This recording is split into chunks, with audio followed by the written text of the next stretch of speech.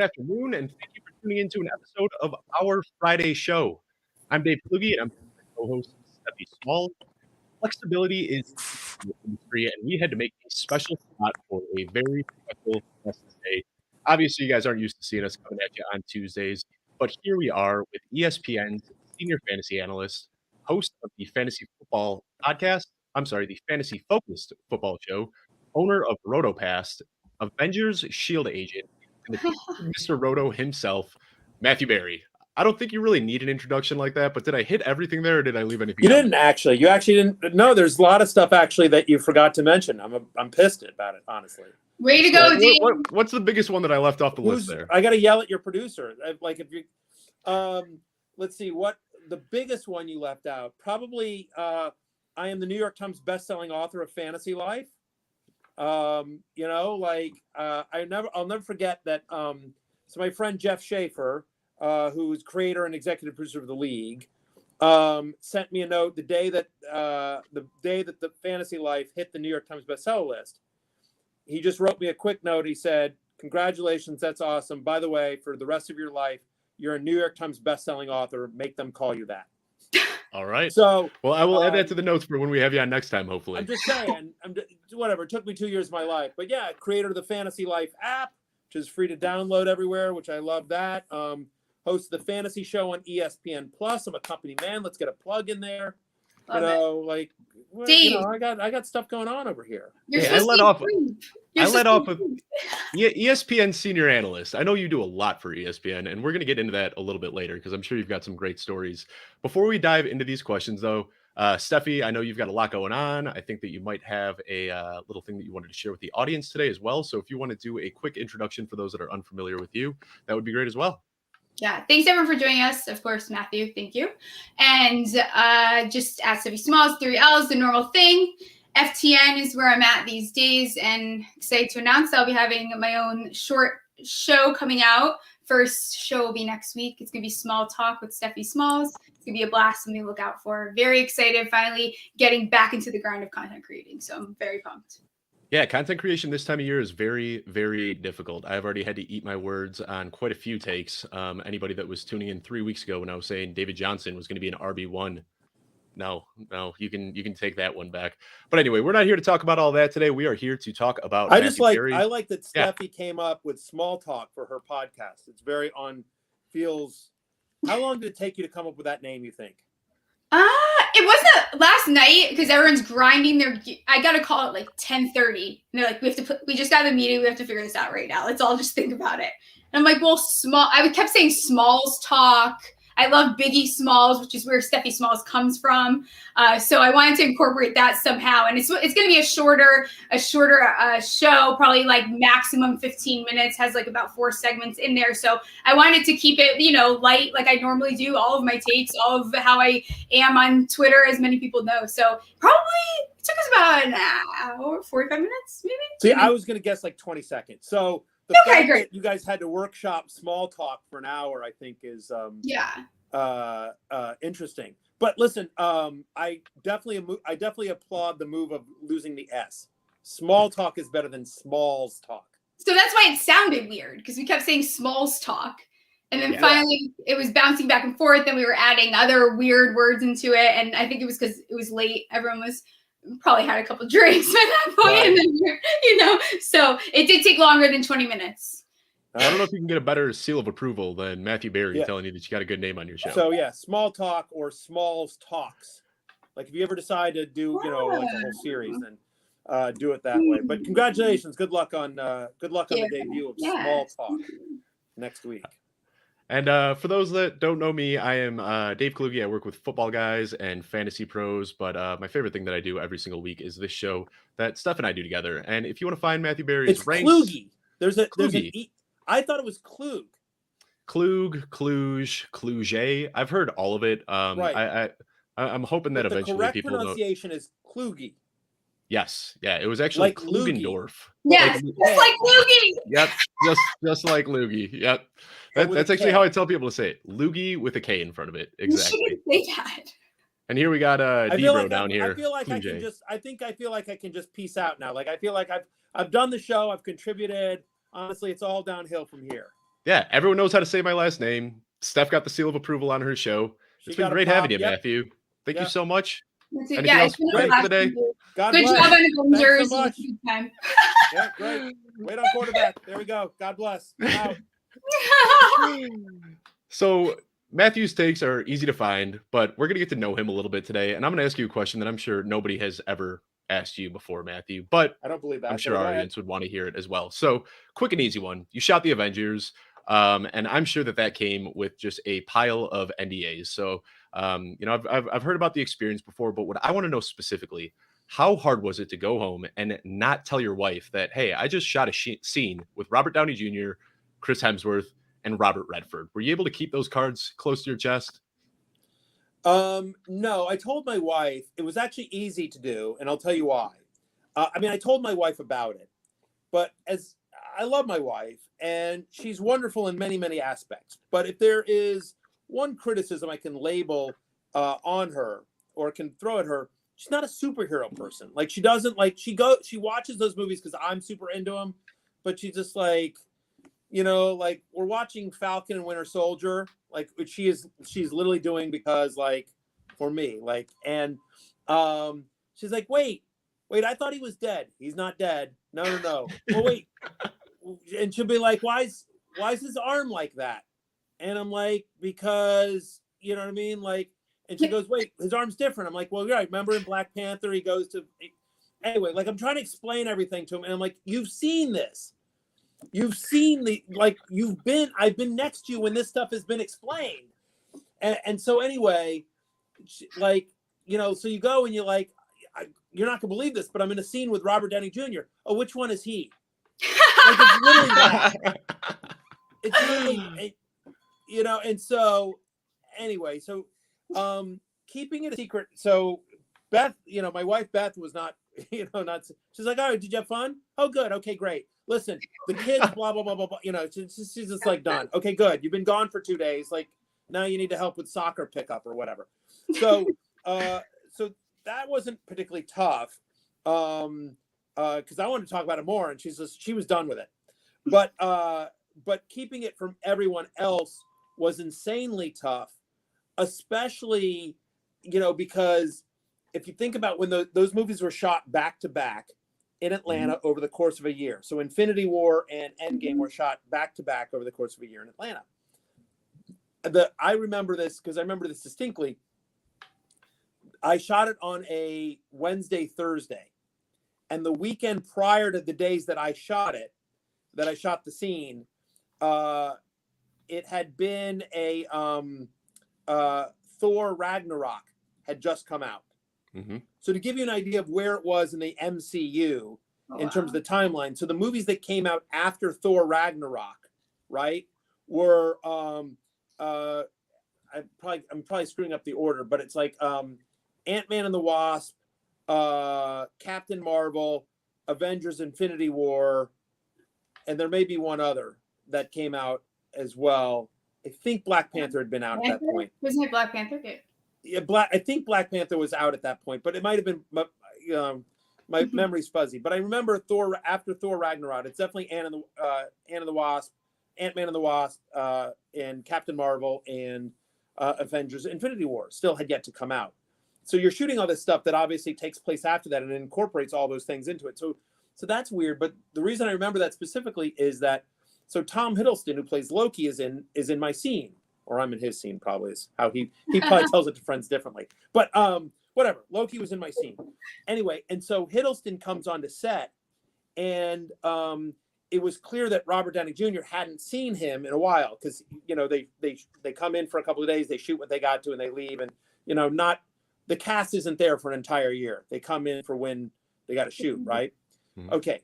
So as soon as Hiddleston walks onto set, Downey immediately walks over to him and is just like, Tom, I have to tell you, I just saw Thor Ragnarok, and it is such an amazing piece of entertainment. And then he just like goes into all this detail, and I love the scene where you did this and that, and like could not have been more genuine or complimentary or specific about what he loved about Tom's performance in that movie specifically, and about the engine. It's just like, oh, and that scene and blah, blah, blah.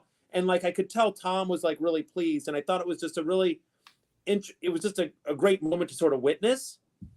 But it was cool to see. It was very indicative of how both people are. The number one, that Downey took the time, not just to say like, "Oh, hey, nice job," but like he was very here's what was great about it. Here's what I really enjoyed. Very specific details was really, and took the time, right, to watch it, to mention it, to go over to him. And for Tom, it was cool. He was clearly like, "Oh my God," you know what I mean? And it's like, here's Tom, who's also a movie star, right? Uh-huh. Tom dated Taylor Swift, right? But whatever, and here, and I'm sure, he has every day of his life, people like, "Oh my God, Tom, you're so great. I love you in this movie and this movie and that movie and this thing." But he really was, I could tell he was appreciative of, of Downey's enthusiasm. So that was a cool moment. And so circling back, Loogie with a K, circling back to the original question, which is, it was really hard to keep it a secret throughout that, because so you shoot the scene and then you would see press about, that. And then here comes Ant-Man and the Wasp, and here comes Captain Marvel. And I went to the Avengers Infinity War premiere. They invited me to the Avengers Infinity War premiere because I was, I'm part of the family. And then I was like, "What are you doing here?" And I'm like, "I don't know. They just invited me,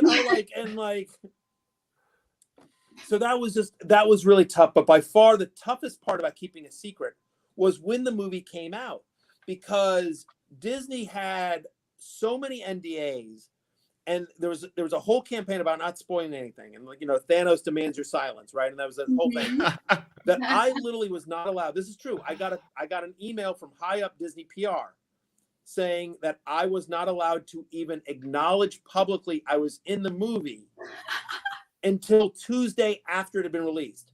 So it premieres on a Thursday. And it premieres on a Thursday, and throughout the weekend, people are blowing up my Twitter mentions are exploding. Dude, is that you? Did I just see you? Oh my God! Too bad it was in quarantine. All this shit, and it's just and then you're like, yeah, I can't even say "Yep, that was me." Pretty cool, right? I literally can't even acknowledge it, because there's clearly people that may not have seen the movie yet and didn't want, and they were like, "Listen, you'll be a nice cameo and a surprise for a certain segment of the audience," and that's. That's what the Russos want. The Russos want every moment of the movie to be a surprise for at least somebody in the audience. And so not until after, opening weekend can you even publicly say, "Yes, that is me in the movie." So that was like, come on. Yeah, and you don't want to mess with Disney. Those rules are coming straight down from Mickey himself. I would do so poorly with that. I could not keep my mouth shut for anything. It was impossible for me to even keep getting the job at FTN quiet, and I probably had to wait less time than that. So I would do poorly. But you're no stranger to Hollywood. That's actually where you got your start in the entertainment industry. I was actually kind of shocked. I was talking with Joe Bryant earlier this morning, and he said something. Yeah, when I met Matthew, and he was writing for Married with Children, and that was just another job that you had done that I had no idea about. But of the time you spent in Hollywood, the thing that really, really jumped out to me was that you were an assistant for George Carlin, who I feel like there's just so much overlap between the fantasy community and George Carlin, just seems to have the same demographic. So I'm sure the audience would love to hear, what is your favorite story about your time working with George Carlin? Yeah, I have a very, very weird resume, and it's sort of, and it's really been a magical path, and I'm very blessed and lucky. And yes, I definitely my IMDb page is wait, what? And my resume is just super weird. And, I get people, kids will say well, how do I get your job? And I'm like, not the way I did, because my way, I couldn't repeat my way. Right. And, dropping out of med school. Is that sort of would you relate it to that in any way, or because that's where I'm at this point? You dropped out of med school? No, I took the semester off. I didn't drop out, but we'll see. Maybe. You're on your way to dropping out. Let's be clear. Oh yeah, I'm this close. Yeah, you're a med school dropout. All right. Yeah. So cool. It's better than beauty school. I don't know. Better than beauty school dropout. Right. Because you were brainy enough to get into med school. I mean, you couldn't hack it, but you were brainy enough. Yeah, exactly. You're brainy enough to get in. Football, appendicitis. I'm gonna go football. Fair, 1,000% fair. Less infectious diseases in football that we know of. And so I wouldn't be smart enough to get into med school. So anyway, was what we were talking about. Your resume. resume. Early career, George Carlin. So so I've had a very weird and circuitous life. But in terms of George Carlin, my favorite George Carlin story. Well, there's a couple that I actually shouldn't tell on microphone. So my favorite George Carlin story that I can tell is this. Okay. So, and I've written about this one before, but George is the complete opposite. And I don't know how much of the audience honestly remembers George Carlin, because the younger generation doesn't. And Google him, just Google him. Watch a YouTube clip. He would be very relevant today, and just a brilliant comedian. In addition to be funny, he was also very socially relevant in his time, and many of the comedic voices that I think people enjoy today, Carlin was a massive influence for them. Like, because he wasn't just a guy that told jokes; he made you think, and he challenged the establishment. And anyway, I loved working for the man. To be very clear, I was actually the production assistant on the George Carlin Show, which was a sitcom that ran on Fox, short-lived. But I was the stage production assistant, which basically meant I stayed on the stage with the actors and I was their assistant. So, and technically, I was the assistant to every one of the actors, but it's the George Carlin Show starring George Carlin. I was basically George's assistant, and then I helped out the other guys, the other men and women of the cast when I could. But I was really George's person, and I just did everything for him. And he is very different from his on-screen persona or on-stage persona. He is incredibly gentle, soft-spoken, polite. At that time, Roseanne was a huge show. Grace Under Fire, if anyone remembers that sitcom with Brett Butler. And there were all these stories about sort of nightmare. Sybil was a big show as well, starring Sybil Shepherd. And there were all these rumors about Roseanne Barr and Brett Butler and Sybil Shepherd just being nightmares on the set and just being true, really horrible people to work for. Mm-hmm. Those were the rumors. I can't prove it. I'm just, And so there was just a big backlash. Burt Reynolds on Evening Shade was another one. And so anyway, it was very important to George that he was the opposite of that. So George was always the first person on the set and the last one to leave. And he knew everyone's name and super kind and gentle. So anyway, I did a bunch of different things for him. But one of the things I would do is we would shoot a show every week.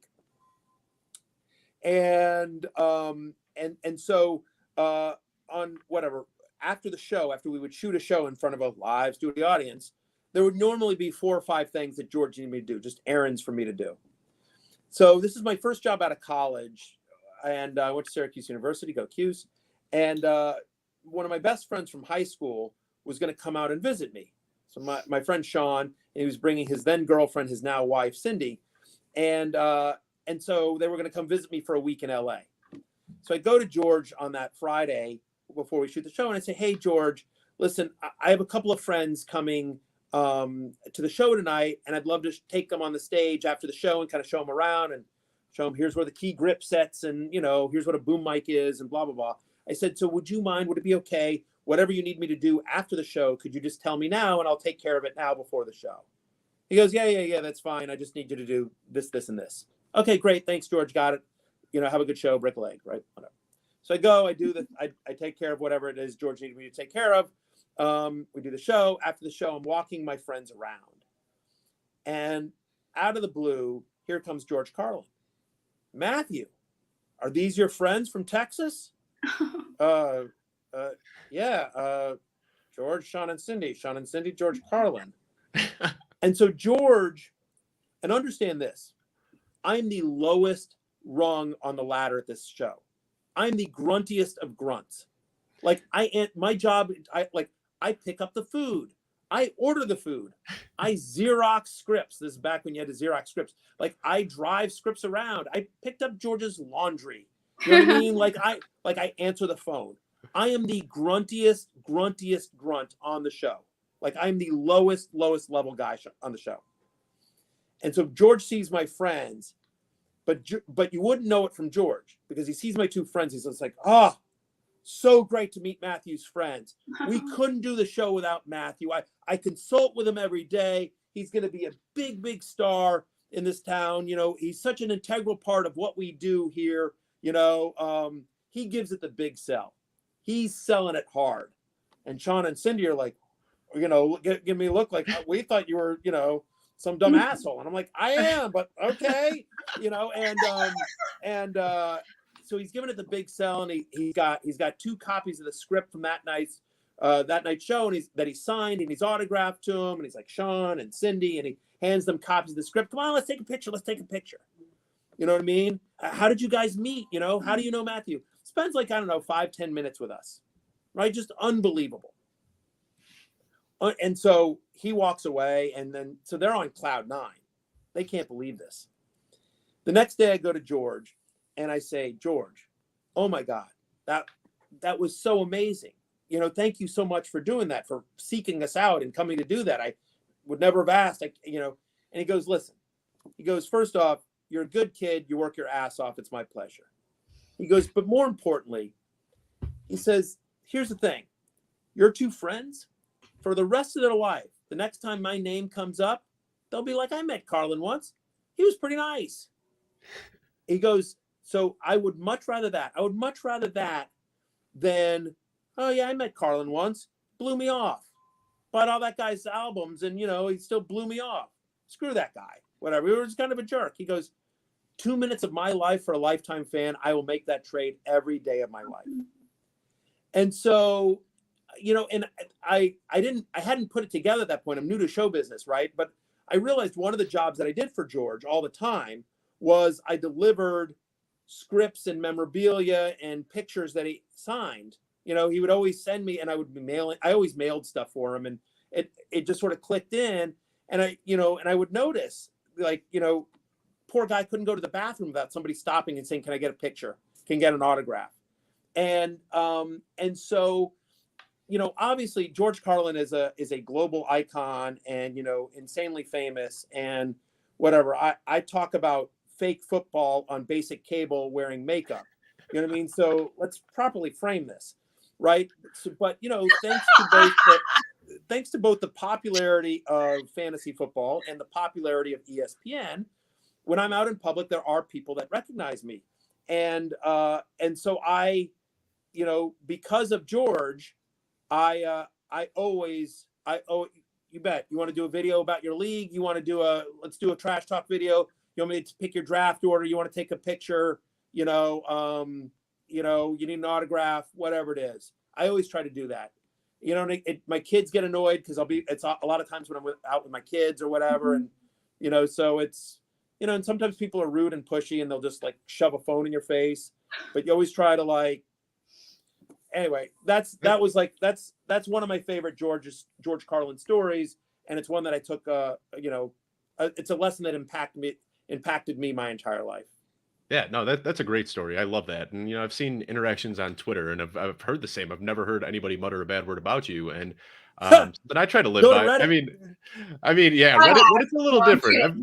I've heard some people rip apart your takes, but like as a person, you're a good guy, and nobody ever regrets being a bad person. And that's something that I try to live every single day. Ripping apart my takes. Yeah, let's get to it. Yeah. You know what? Let's actually. I'm making a list. So that's something that we could talk about a little bit. Actually, it's something that you have done very creatively and well. I mean, this whole community, industry, whatever you want to call it, they are relentless when it comes to remembering big misses. And you've had a few out there, just like everybody has. I drafted Michael Vick #1 overall a few years ago because somebody told me to. It's been great talking to you guys. Congratulations on small talk. I guess we'll talk another time. I'm sorry we've run out of time. It's a bummer. Wow, where does it? I'll go. Yeah. What I want to ask you though, you have done a great job of spinning it into a positive. And what I want to highlight is the Daniel Jones video that you did just recently, which was great. I mean, it really was. Yeah, let's screw the bad call in 2011. Let's talk about the bad call in 2020. Yeah, 1000%. But you need to have a creative way to kind of spin off of those bad takes, and it's something that you have done very, very well. So do you kind of have like a black and white process for, you know, when you have a miss, or is it something that you just look at every single time and try to find a way to spin it? No, so it's a couple of things. So first off, you know, it's really interesting being on ESPN. I'll just speak in general, and then I'll speak specifically about that one. But When I got the job at ESPN, when ESPN bought my Townsend Mr. Roto website in 2007, and at that point, I wrote on Roto World for 4.5 years, and then had my own website, for 3 years on Townsend Mr. Roto. So I'd been, and along the way, I'd done stuff for I wrote 2 years for the Sporting News. I wrote a daily fantasy baseball blog for MLB.com for 2 years. I did stuff for NBA.com and fantasy basketball for 2 years. I did a bunch of stuff for Fox Sports Radio. So I'd been in the public eye, a decent amount. But it's interesting. Whatever level fantasy football analyst I was the day before I joined ESPN, and whether I was a 10 or a 2, wherever you valued me, whatever that number was, it suddenly became much worse the day after I joined ESPN. It was unbelievable. Great. I don't think I was better or worse. Whatever number you want to assign to me, I was the same guy the day before I was at ESPN and the day after. But the day after I'm on ESPN, there became this vitriol and this anger towards me on some level by some people that was just I'm still the same guy. You know what I mean? If you liked my takes a week ago, you should like them now.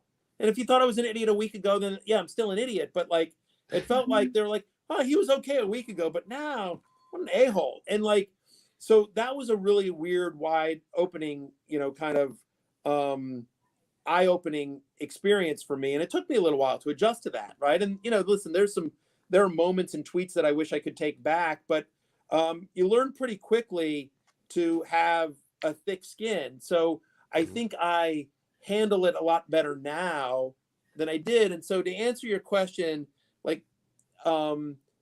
one thing that I've always sort of tried to pride myself on is being me, and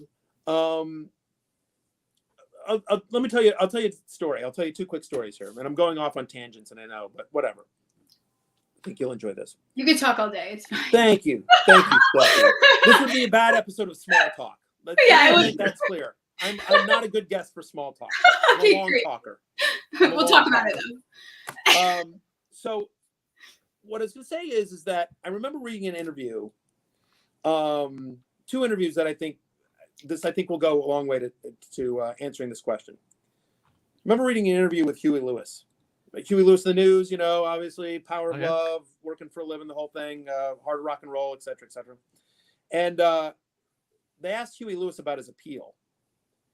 And they were Huey was just listen, man, I think our appeal is are there better musicians than us? Yeah, of course. You know what I mean? He's I think people like us because we're a bar band that made it.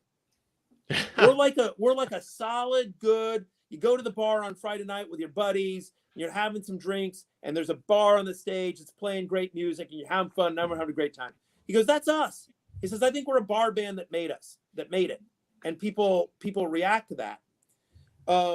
And so I've always thought of myself, I thought that was really insightful by Huey. And I've always kind of thought about that, myself, that I always feel like I'm a fantasy player that made it, and it's weird because the minute I became ESPN's senior fantasy football analyst, there are people out there you should be able to predict the future. And I'm no, man, I'm looking at the same stuff you guys are. Right. And I think I'm pretty good with stats, and I think and I have some pretty good contacts, and I'm pretty good at watching film. But can I break down film the way that Matt Bowen can? A former player that does a great job for us. I cannot. I'm pretty good with stats, but am I Mike Clay? I'm not. You know what I mean? And you'd be amazed at how many contacts I have around the NFL in terms of players and coaches and front office people. But am I Adam Schefter? I'm not. You know what I mean? And so I remember reading another interview with Jimmy Buffett, who I'm a huge fan of. And Jimmy Buffett once said, they asked him, it was similar to the Huey Lewis thing, where they asked Jimmy about his appeal. And Jimmy's look, man, he goes, I'm not the best singer. I'm not the best guitar player. I'm not the best looking guy in the world. He goes, but you know what I am great at? He says, I am great at being Jimmy Buffett. I am fantastic at being Jimmy Buffett. And I've always remembered that, because Jimmy Buffett is sort of a character, and I've always thought about that. And so my answer there is that like I just said, like, you know, like you want to say this guy or that woman is better at me at stats, and I'm like, probably. You know, that guy or that woman is better at breaking down film than me, or has more contacts, or is a better writer, or is, and I'm like, probably. You're probably right. I'm sure. You know what I mean? But like, I think I'm really, really good at being Matthew Barry. And, you know, and I've been lucky enough that I have found a group of people that enjoy Matthew Barry. And so I just try to be me as best as I can. And by being me, that me means, you know what, I'm human and I can't predict the future and I don't claim to. You know, I'm making educated guesses, and like, I think this is good. I think Daniel Jones will have a good year this year, and here's why. Yeah. And I was wrong. But you know what I mean? Like, but here's my take. Here's the analysis behind my take and why I believe this. And you can decide whether or not I am right and come along for the ride. And if I'm wrong, then you're going to clown me. But just, I think you're always better off, you know, like the truth will set you free. Right. And like, you know, like the easiest way to end an argument is you're right. Bad call on Daniel Jones. Yeah, I know. You like, you know, like, what are you gonna do? Like, so I just try to sort of accept that and be as, you know, listen, I work for a large corporation, and the Walt Disney Company is not a large corporation, but it's a very brand conscious organization. Obviously, we're very family friendly, and so I have to be cognizant of that and sort of, you know, play within those walls. But within those walls, I try to be as authentic as possible and just be me, warts and all, and just sort of own it. Something that I always hated, Dave, sorry, just is when people used to tell me to fake it till I make it. I don't really want to fake anything. I just want to be myself. Like that one line always drove me crazy. Like, if I'm going to do something, I'm going to do it 100% the way that I'm just going to be me. It's not going to be me trying to, you know, mimic someone else. So I think that's like, and you can see it happen too. That everyone can have the same take, but to be personable and to be yourself and to hold on to that is definitely difficult, especially in this industry. I mean, I'll give you two quick responses to that. Two things. Number one is to your point about that, which is like, I remember a quote from Charles Barkley where, you know, they talked about, you know, because Charles obviously a very unique on-air personality. And Barkley was like, I figured out long ago that like, there's always going to be people that hate me. And if I try to change my way to please them, they ain't going to like me. And the people who like what I do also won't like me. So screw it. And, you know, the other piece of that is that like, you're never going to, I mean, anyway, yeah. I mean, I think I will tell you that when people come up to me, you know, it's interesting, right? When people approach me, whether it's online or they see me out and about, you know, and they come up to me, 9 times out of 10, they almost never, like, I mean, I can literally count on 2 hands the number of times they say, oh man, 2 years ago, you turned me on to Darren Waller. Thanks so much. Or, you know, like whatever, like Aaron Jones's rookie year, and you were talking about free Aaron Jones, and I picked him up and he won me my league, you know, like I never get that, right? I never get, thank you for Logan Thomas last year. I never get that. I always get, hey, I'm a huge fan. I love the story about your daughter breaking her arms, or buying your first house, or meeting your wife, or the heart attack story, or the bullying column, or your book, or, you know, like, it's always that. It's always that. And if it's not that, then it's like, I love the podcast and I love how you and Stefania go at it, or I love, you know, you and Field, you know, and, you know, it's always some sort of, it's always an inside joke, or it's some reference to a platform I do that has nothing to do with the advice. You know what I mean? Like, it's always, you know, and like, listen, we all make the same calls. I have calls that I nailed, and I have calls that I missed, and we all do. Right. And so, you know, and mine just get broadcast to, you know, whatever, 90 million cable homes, but, you know, but anyway, so to that point, Steffi, I think that what people remember about you and Dave and anyone that's a content creator, you know, like if you help them out, like there are certainly content creators where you're like, you know, that person knows their stuff, that person doesn't. But I have found, at least in my career, what has helped me get to whatever level I'm at is that people connect with me versus, whatever take I have. Because we're all, fantasy, we're all looking at the same numbers and stats and players and film, and you're making a call. And that was something that Steffi helped me out when I first started in this industry. I told myself I'm not posting any personal content. Like, my page is a fantasy football page, and that's it. And I was grinding away, writing articles and news updates and doing all this stuff and not getting anywhere. As soon as I started, sharing photos of my wife and telling jokes and stuff like that, that's when opportunities started to open. So yeah, you've got to be yourself in this industry, because nobody wants to get their numbers from, a robot. And I actually would push back a little bit weird on that, because I think what's important is that, and I did this on a podcast the other day, but I think it's important to, I did this on a Clubhouse. We did a Clubhouse the other day. I think, Dave, you may have popped on that one. Dave, but yeah. We did where somebody asked me this, and I just said, like, what's your value proposition? Why you?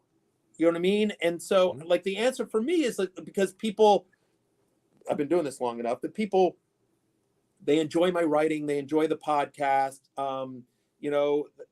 Believe it, as insane as it sounds, the fantasy show on ESPN Plus is literally one of the most popular shows on that platform. Like, it's me and a bearded guy in puppets, and it's like, what are we even doing? And you know what I mean? Like, it's the dumbest show of all time, and every day I'm like, well, we're never going to do something dumber than that. And then the next show is like, hold my beer. And and we just do the dumbest crap of all time, but people dig it. And so, and it's always like, and I'm specific about that. For each platform, I try to come up with a different value proposition. You know what I mean? Like, in terms of the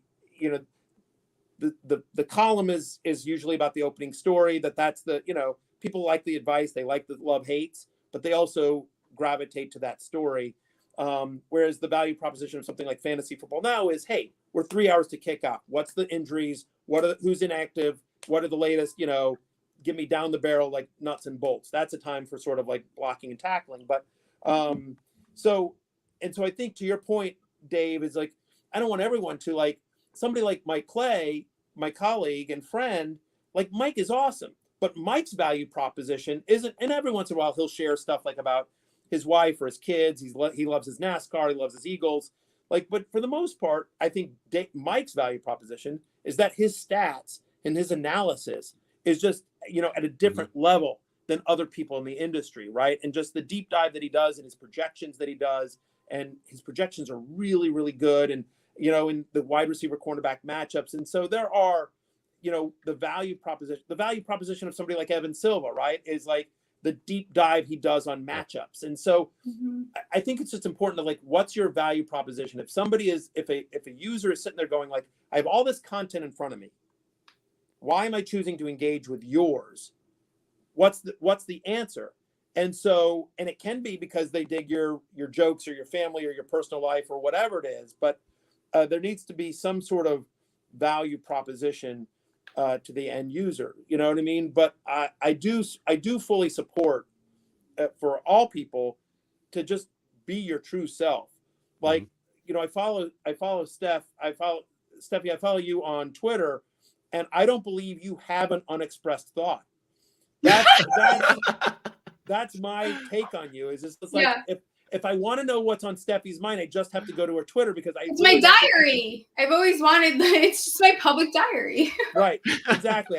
I feel like there's literally no filter. Like, it's just like, like. You know what? And Troy is one of the things when I came off the Giants Twitter streets where I started, and things were a little rough out there. I came off a little, a little bit too unhinged probably. And one thing that Troy said to me that stuck with me when I was having a hard time dealing with the trolls, and I'm still a med student. I don't know what the hell I'm doing, how I even ended up here from 200 followers to 5,000, now almost 10. Like, I don't know how it happened so fast, but what Troy said to me was, just always be unapologetically yourself. And that's something that has always stuck with me. And that's what I am. I mean, if you don't like it, that's okay. You don't have to like me. I'm going to still be myself, though. No. If there's one similarity this whole group shows, it is an immense love for Troy King. That guy, he is just awesome. Have you guys seen there's a show on Amazon Prime that my wife and I just finished binging called The Boys? Yes, I love it. Oh yeah, love it. It's such a good show. If you haven't seen it, I love the show, but this won't be ruining it for anyone, I think. But in season 2, there's a moment where Stormfront, one of the superheroes in the show, is talking to Homelander, the one of the stars of the show, one of the star superheroes, and Homelander is worried about people liking him. And Stormfront says something to the effect of like, dude, you don't need 50,000 people loving you. You need 5,000 people hating you. Mm-hmm. You know what I mean? And I thought that it's some version of that. I don't know if it's 500,000 and 5,000 or 5,500. I forget what the number was, but the point was very clearly like, I've tried very hard in my career, and I think, Steph, you're on your way of just like, listen, I hope you love me, but if you hate me, I'm okay with it. When you don't give a shit about me, that's when I'm screwed. Yeah, that's exactly it. So like there's entire Reddit threads and Reddit groups about me and how much they dislike me, and like, all right, you know what I mean? Like the minute no one feels the need to go into Reddit and complain about me, that's a problem. Like, oh no, Yeah. I've lost the limelight. Reddit doesn't hate me anymore. Why is no one harassing me on a Friday? Like every Friday, you guys come at me. So where are you guys? Yeah, exactly. That's Reddit is my just buddy Peter, and I'm like, all right, get me an NBA Top Shot. Yeah. So I want to go back to your content creation a little bit, because you talked about it, how, you know, guys like Evan Silva and Mike Clay, what they're great about doing is analytics. Now, you have an article that you've written that I absolutely love. I think, I don't know if you wrote it prior to this, but I remember in 2010, I was taken completely off guard by your 100 Facts article. And I'm reading your article, and you had 2 full paragraphs that were just smashing on Adrian Peterson about why he was going to regress, how he was replaced. And I'm reading it like, this is the #1 overall pick. And then I got to the point that you were trying to make, which was that numbers can be very misleading. And that's something I feel like there are so many advanced analytics out there right now that you can make a case for or against just about any player. So what I want to ask you is, when you're starting your evaluation process, is it film? Is it analytics? Do you just kind of go with your gut? Is it a mix of all 3? How is Matthew Berry coming to the conclusions that he makes? It's a mixture. It's a mixture of everything, right? I think it probably always starts with either watching the game live or film, because, you know, like there'll be times where you're doing research on somebody else and another trend will pop up like, wow, that guy's really gotten 7 targets for 4 straight weeks or something, like, you know what I mean? There'll be stuff that sort of pops up into your consciousness that you hadn't noticed. But I feel like it always starts with noticing it on the field, and then going to the numbers to be like, you know, how repeatable was that? You know, is the usage we're seeing, you know, there, you know, so, but it is a mixture, right? There are times where I'll get a heads up from somebody, like, you know, I can talk about this one because this is public, but like, not this past year, but 2 years ago at the NFL Combine, we went and did a podcast, and we interviewed a bunch of different coaches, general managers, assistant GMs, assistant coaches, etc. We said, you know, we did like a couple of different podcasts from there. And one of the guests we got was Greg Olson, who's the offense coordinator of the Raiders. And this is obviously when they were in Oakland, but and at the time, this is again the Combine 2 years ago, but Jared Cook was still their starting tight end and had come off a big year, his first year in Oakland, where he's coming off a year where he'd been really good for the Raiders. And so we're at the end of a podcast and we're interviewing him, and I just said, give me a sleeper. I said, just give me somebody on the roster, any position, I don't care, but just give me somebody. You know, I don't want to talk about Jared Cook. I don't want to talk about, you know, any of the obvious names. Give me a Crabtree at that time. Huh? I think Michael Crabtree at that time was the big guy. I was trying to remember who their starting running back was. It wasn't Jacobs, because that was the year they drafted him. But whatever. So I just, you know, I said, don't give me the obvious names. Give me a sleeper. And he goes, we have a kid named Darren Waller. We think we found something with him. He goes, he's a converted wide receiver out of Georgia Tech. We got him from Baltimore last year. and he is big and he is fast, and the way he runs routes, I don't know what's going on with Jared. I don't know how much he's going to play this year. He goes, but I'm just telling you, we really think we found something with this kid. And I'm like, oh, okay. And then, so that was on the podcast. And then off the air, I'm talking to him. Thanks so much. I'm like, so Darren Waller, you say, tell me more about this, right? And he just talked to me a little bit more. And, you know, and he let me know at the time, like we're having that conversation. He says, he says, we'll see what happens with Jared, but my guess is he's not coming back. And he says, I think Waller's going to be our starter. He's going to have the chance to be, you know what I mean? And he says, and I know Derek likes him, and just, you know, and so that was in February of 2 years ago. And so I'm all in on Darren Waller. Right. And so, but like, that's how I got Darren Waller. But now I start doing the research on Darren Waller, and I start looking up clips, like, you know, he is good. Right. He is good. Oh, look at these measurables. And look at some of the, you know, like, right. And so it's all a process of, like, sometimes I get a tip, sometimes I notice something on the field, sometimes, you know, a stat will jump out to me. Sometimes I'm so busy with content creation at ESPN. You know, we do an hour-long podcast / live stream every day. We do, you know, a couple hours of the fantasy show on ESPN Plus every week. I write 5,000 word columns. I'm updating my rankings every day. I do 3 hours of Fantasy Football Now on Sunday, plus about another hour of TV on Sundays as well. Not to mention, you know, we do Sports Center hits and Monday Night Countdown and NFL Live and blah, blah, blah, blah. So I have research help. You know what I mean? Like, anyone that listens to the podcast know that Kyle Soppe, Thirsty Kyle, we call him on the podcast because he also wants to get on air, helps us out.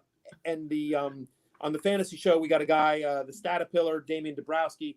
They both do great jobs for me. And so they'll send me stuff as well. You know what I mean? And so, because I don't have as much time as I would like to do my own research these days. You know, every decision is still mine, but, like, they will feed me stuff and say, hey, you should check this out. Hey, you should look at this. You know what I mean? Because it's just, there's only so many hours in the day. And I think that's a healthy way to do it. And I appreciate the candid response. You know, so many people are like, you know, my process and my method said that this way, and they refuse to say that, you know, something caught their eye or it was a gut feeling that made them look into something. Sometimes it is a gut. And sometimes you're just like, you know, like, I can't, whatever. Like, you know, like, I was joking about it, but, like, you know, I have this love-hate relationship with Kalen Balazs. You know, like, he's not good, but I can't quit. But now he's got a really good offensive line in Pittsburgh, and that's something. It's gonna be there. I swear. Those 3 games last year were enough for me to believe in that guy. I'm not giving up on him. Kalen Balazs is an enigma. He went from being, like, the worst player in the league to, like, looking kind of good last year, and now he's in a really good situation. He is. We'll see what Pittsburgh does in the draft, but at the moment, like, that's as good a landing spot as somebody who has Kalen Balazs in a dynasty league.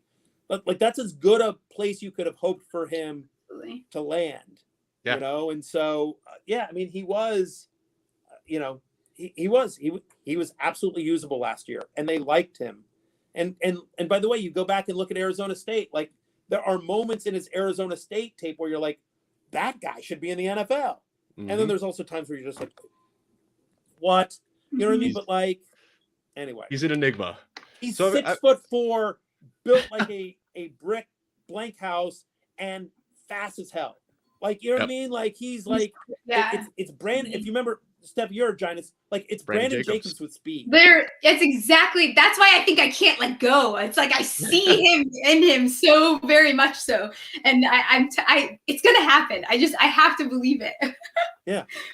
So I've got one more question for you, Matthew, and I feel like you're, like, one of the only people in the world that can answer this question, because not many people have really bridged, you know, from fantasy to football analysts to players and coaches, and that's something that you have done. And there's been some tension kind of between players and football analysts and then the fantasy world. You know, they kind of look down on it a little bit. Some players don't like it. You hear some football analysts scoffing at it.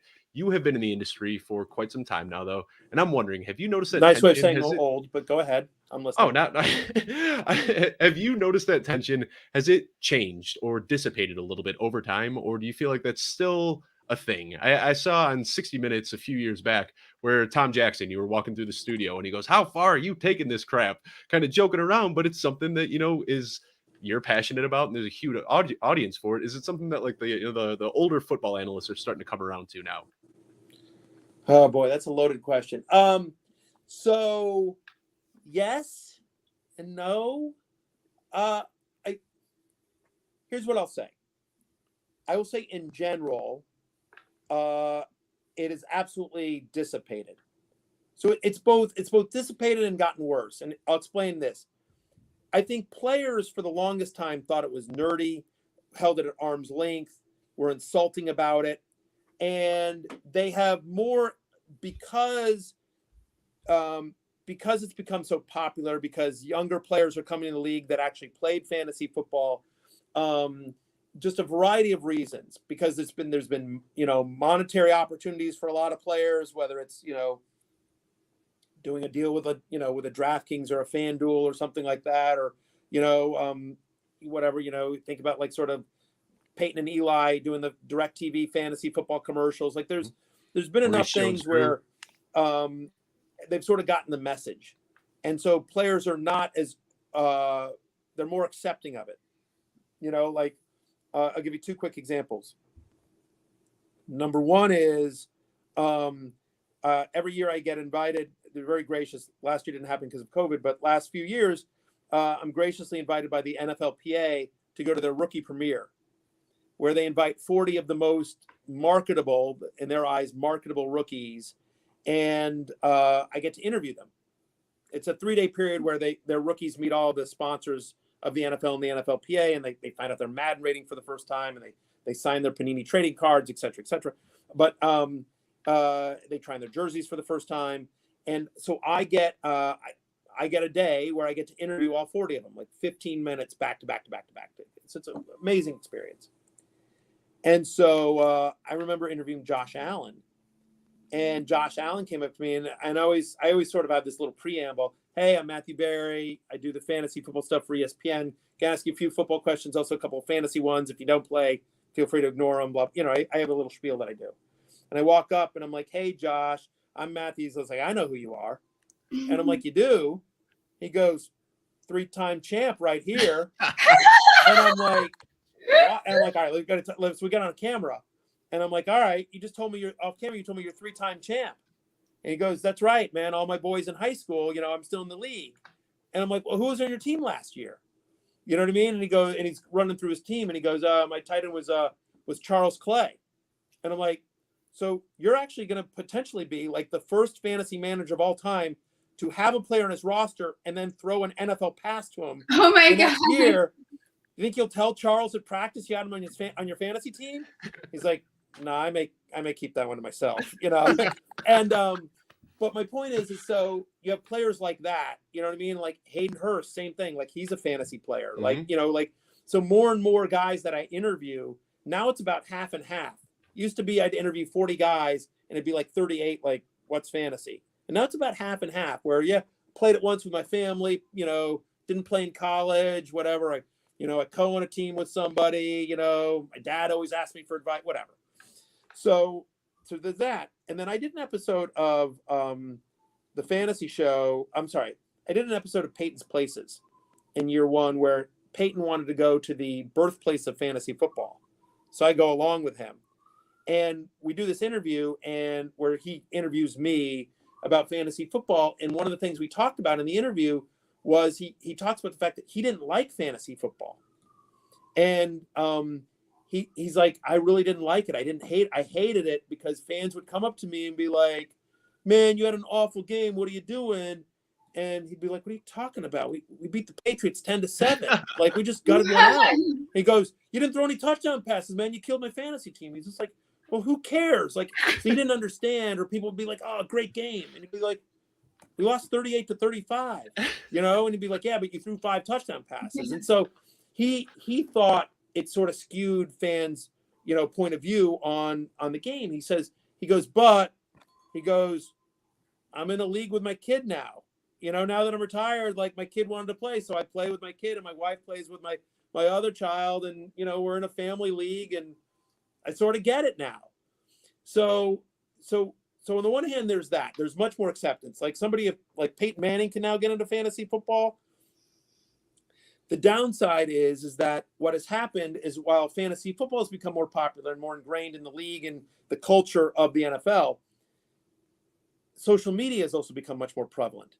Mhm. And now you can tag players, and players are much more active on social media, and people can slide into their DMs on Instagram, or they can tag them in tweets, and and then you've got you've got a-holes, that tag players about fantasy football, and you're just like, what are you doing? And you're making like all of us look bad. And there are some analysts that do And that it's as usually well. And I not think constructive feedback. It's usually just screaming into never the ever, black hole. never ever.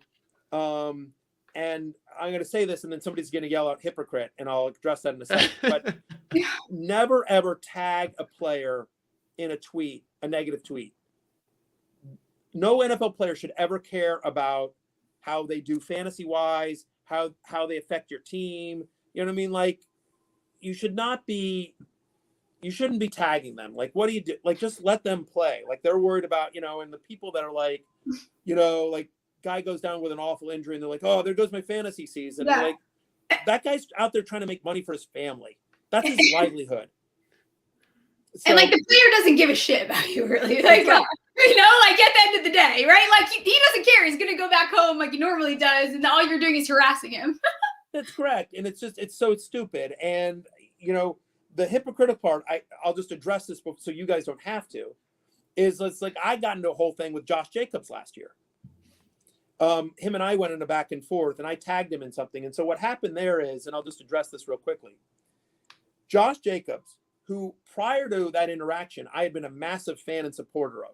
Mm-hmm. He was my fantasy ride or die his rookie year. I interviewed him twice, including one time him and I did an hour-long session for a fantasy trade conference where we got into his family and his background. And when you understand like where he came from and what he's done in his life and overcome in his life, easy guy to root for. And so, and him and I had a whole conversation both before and after that interview. And so, I don't know, I thought we'd connected on some level. Maybe we didn't, I don't know. But like I said, I've interviewed him multiple times. And I interviewed him at the rookie premiere, and, anyway. Okay, so huge Josh Jacobs fan. And then on his Instagram, he posts, I'm not playing. He had been hurt all that week, and there was questions about whether he was going to play. Mm-hmm. So he posts on his Instagram that, A, he's not playing. He says, oh, there's a bunch of mad fantasy owners. And then he did a laughing emoji. Haha, I don't care that there's mad fantasy owners. And then he used the middle finger emoji. Mm-hmm. And I had a real problem with that, because I'm like, in essence, you're telling us, fantasy managers, people who buy your jerseys, people who root for you that aren't fans of the Raiders, to F off. Mm-hmm. Like, and not in response to anyone. You're actually giving out false information about your playing status, which, given the fact you play in a state where gambling is legalized, I don't know.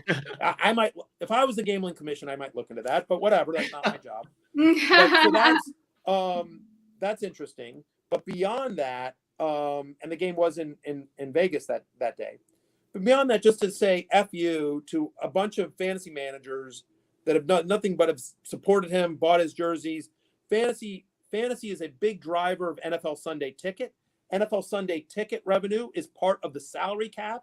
It's a big reason why the salary cap is as large as it is. Like, fantasy is directly putting revenue in the pockets of the NFL players. Mm-hmm. And if you talk to anyone from the NFLPA on down, they will tell you absolutely fantasy is a huge part of what we do here at the Players Association.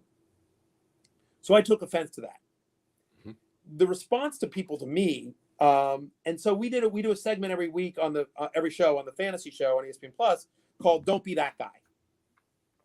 And so we did a thing where this week's it was like, don't be that guy. Don't be Josh Jacobs. Don't tell people that are doing nothing but rooting for you to F off. You don't want to engage with fantasy. That's fine. I get that. But why go out of your way to flip us all off? Because I feel like that's aggressive. That's me. So I did that. And what I did is when I posted that segment, and I always post that segment on social. When I posted that segment, I tagged Josh Jacobs in it. And the reason I did that is, and I went back and forth because my rule is to never tag a player. And I never do. That was one time that I did. I never do in a negative tweet. I will in a positive tweet, but never in a negative tweet. But I thought, you know what? I want to own what I'm saying. And I thought if I don't tag him, he's immediately going to get tagged by everyone reacting to the video. And so I don't want to seem like I'm trying to subtweet him. Mm-hmm. You know what I mean? Like I wanted to own it and be like, this is me saying this. And this is me saying this to somebody that I feel like I have some level of relationship with. Right. Mm-hmm. Like I have his cell phone. You know what I mean? Like, anyway. So he immediately like, bro, I don't care, laughing emoji, and then blocked me. So I think you care a little bit. But the pushback I got from some fantasy players, and I guess from Josh on some level, is that like, hey, fantasy managers are always tagging him. You know what I mean? And yelling and everything like that. And sort of my reaction there is like, I'm sure. But you can't tell me, but listen, Josh, you're a famous guy. And you're a franchise running back for a team in the NFL, and that comes with the territory. Yeah. Like you can't yes, is there a percentage of fantasy managers that are jerks on Twitter? There are. Is there a percentage of sports gamblers that are jerks on Twitter? There are. And they were probably very upset, that you're going to active for a game, but you declare yourself out. And who knows? Maybe they placed a bet based on that information. You can't, is there a group of Alabama fans on Twitter that are jerks? There are. Mm-hmm. You can't tell me that Josh has never gotten a bad tweet from an Alabama fan, right? Or an Auburn fan or anyone in the SEC. You can't tell me that didn't happen when he was in college. And you can't tell me that there isn't a section of Raiders fans on Twitter that are also awful people. Because there's a section of every NFL team fan base, of every sports team's fan base that's awful on Twitter. Welcome to Twitter. You know what I mean? And like, there's a section of my fan base that is awful, that are awful people. And they let me know it. And like, welcome to being on the internet. Like, it sucks. It's a bad, but like, if I had done that, if I had just said, hey guys, I'm not showing up for fantasy football now on Sunday. Bunch of ESPN viewers going to be mad, but you know what? Middle finger emoji. I would no longer work for ESPN. Right. Clearly. I mean, but so anyway, just for people that, because I always go on that rant, then people always point at the Josh Jacobs thing. And that's why, and maybe I could have ignored it. I don't know. I just felt like my interactions with Josh and what I know about Josh's story, I was just like, you're better than that, dude. Come on. Like, that's not who, I don't know the guy really, but I'm just, I'd spent 3 or 4 different times with him in person, and I found him to be incredibly personable, humble, grateful for the opportunity, and appreciative of what fantasy brought to the NFL fan base. And I know for a fact that fantasy, he has made money directly from fantasy. I won't get into his business publicly, but I know that he has made money directly from fantasy. So I there is a piece. I just saw one of the comments. Appreciate you going back to the community. I will say this, and then I'll shut up. There is a part of me, and maybe I'm wrong about this, but there's a part of me that feels like I have been very blessed and lucky to have a great platform in ESPN. That thanks again to the popularity of fantasy football, the popularity of those 4 letters, that I have a large platform. I have a large social media following. I have a large audience to my podcast and my TV shows, and I'm very blessed and lucky for that. And I don't take that for granted. But I feel like because of that, I'm in a position that I can speak up in some areas where maybe some other people might not have as much freedom to do so, or may not have the platform to do so. And so, I'm a fantasy guy through and through, and so I will always defend our community. I will always defend our game, and I've been doing it for a long time, and will continue to do it as long as I can. So, Well, I appreciate that response so much. First of all, because I feel like you reaching out and tagging a player is a lot different than some guy with 2 followers and a Patrick Mahomes picture as his bio reaching out and tagging a player. You had that relationship there, so I don't think that anybody really looked at anybody in a bad light in that situation. It was just a weird scenario all around, but I do appreciate you talking about that, because I know that's something that some people have had questions about in the past. But we could talk all day here, but we do need to wrap up. We're on a time constraint, and this was an absolute blast having you on this show. Before we do sign off, obviously you've got your 100 facts, you've got your love hate, you've got the podcast, you've got so much going on. Is there anything new that we can expect from you this offseason, or anything you wanted to share with anyone? He's coming on Small Talk with Stephie Smalls. There you Oh, go. yeah. That's what I'm doing. I'm very excited about that. I'm going through all my stories and just trying to condense them down to 45-second versions. That's pretty much it. That's all I got. Well, if you could do one thing working, right as soon as I'm done with you guys, I got to go back to finish writing. I'm doing a off-season love-hate. Awesome. So just all the players who increased or decreased in value based on the moves that happened during free agency. So like Daniel Jones is a love because of the addition of Kenny Golladay and Kyle Rudolph and getting Saquon back healthy. And so, that's somebody whose fantasy stock, I think, has improved this offseason, even though he hasn't changed teams. So it's stuff like that. So I'm working on that column. I think that's going to be out tomorrow, but that'll be out soon. And, we just did a podcast earlier today for ESPN.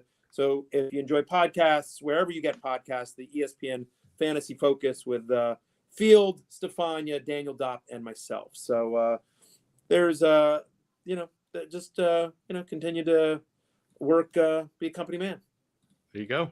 Would you mind talking about RotoPass real quickly before we sign off too? That's something I didn't know about until very recently, and that's you're the founder of that, I believe, and it's an amazing service. I'm the founder. I'm the owner of it. RotoPass is, I think it's the best deal on the internet. We, in essence, basically, it's a bundle, right? I mean, you see like these bundles with different, whether it's websites or cable packages or streaming services. But in essence, what I've done is, like you mentioned, Joe Bryant over at footballguys.com, one of my best friends in the industry. They do such a good job over there. And so, in essence, what I've done is I've convinced 6 of what I think are the best fantasy football premium sites out there. And they're complementary to each other. They all do something slightly different. I've convinced them all to come under the RotoPass banner.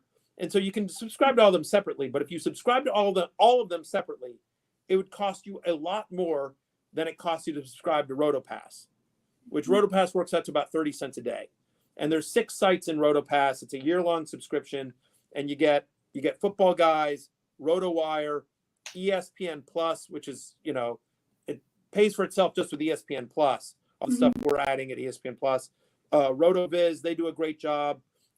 Sharp Football Analysis, their fantasy football package, which is mostly driven by Rich Rebar at Lord Reeves on Twitter. He does just a great job. And Roster Watch, my buddies over at Roster Watch, who are so good in terms of prospects and dynasty and Devy leagues. Like they go to every pro day. There's lots of live video on that site. So you get all 6 of them for one low price. Yeah, pretty simple. Go sign up for RotoPass if you aren't already. It's seriously, Matthew said it, one of the best deals on the internet. Just get premium access to a bunch of great sites. But anyway, thank you so much for coming on, Matthew. Before we sign off, Stephie, if you want to let everyone know where they can find you, and then if you want to one more time let them know what you've got coming up in the future, that would be fantastic. Yes. So if you're not staring at my handle right there, Stephie Smalls with 3 L's, my new show will be out next week. Short show, easy to watch, fun thing for the preseason to get ramped up for the season. Probably going to try to pull Matt Berry's leg to come on the show. Maybe. And we'll see how it goes. Can we talk? Let's brainstorm for a little second on small talk. Okay. So I think, is it going to be a video show?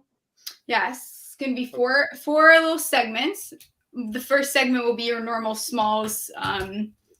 What's a good word? How do I present myself in a nice way? I want to say banter, which is not the word that I'm looking for. Chit chat, get to know you. Sort of thing. There will be a little bit of some betting involved for what's going on during that weekend, what's coming up. And then the last part will just be a short, quick little, not a long interview, just kind of, it's more of like a what's going around the league fantasy wise, and then also some betting mixed in. I like it. I think I recommend, I think you should be drinking during it. Visibly. Did I scare you that I wasn't drinking? I assumed you're already drunk at the moment. No, I'm not. Is that crazy? No. There was a White Claw in here, but I thought you would think it was water.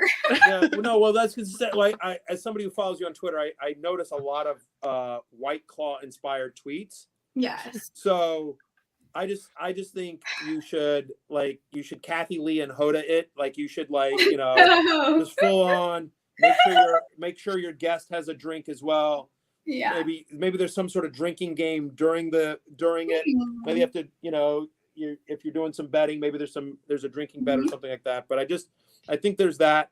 And, if you need me to send a text over to Brad, I'm happy to do that. But, for the love of God, like, can we up the budget to get you 2 plants? Do you think we can do that? That's the loneliest, saddest thing I've ever seen in my life. It's so funny. Before you jumped on, I have my other laptop up here, and I was telling Dave, I'm like, crap, this setup looks better. I didn't know. So I'm working on getting all my things. Like I said, I took the semester off of med school. I just am learning how to use a mic and a computer, and I don't even use Excel. So we're getting there. It's I'm gonna suggest another tree.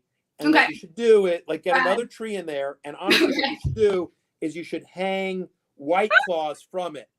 So it's like a White Claw. Yes. And that's what you do is you start the show, and you pull a White Claw down from the White Claw tree. Yes. And you pop it open and okay. And then you go. Yes, that makes sense. Because I wanted to get like a vending machine, White Claw, like vending machine, like just something so all my claws are in one place, I'm just saying, it's just something to help. We need more White Claw. What you're saying is more White Claw and more trees. Hey, I think that will help. I think that will. Yeah, I think that will help. And I also think you should really hone in on the small talk thing. So I think, like, if it was my show, I would make my picture really, really big and make their picture really small. That's hilarious. Just right in the corner. Hello, Dave. Yeah, as if I wasn't loud enough to make them that small anyways. Yeah, I'm just own it. Just own it. Yeah. Well, in addition to the insane resume that we've already talked about, now we've got assistant producer of Small Talk added to Matthew Berry's impressive resume. Remember me in your Emmy acceptance speech. That's all. Mom, when you remember when we talk about the whole taking a semester off? There you go. And for anybody worried that they weren't still going to catch us on Friday, Steph and I, we squeezed Matthew in today, but we're still coming at you on Friday, 4 p.m. Eastern. We're going to be here with Lauren Carpenter. We had a cancellation. We put it out to the Twitterverse, said, hey, who do you want to see on this show? And Lauren, who you might know better as Stepmom Lauren, won by a landslide. So we are stoked to have her joining us on Friday. Thanks again for your time, Matthew. We are going to sign off. I'm Dave Kluge. And I'm Stephie Smalls. And thank you for tuning in to our Friday show. Thank you.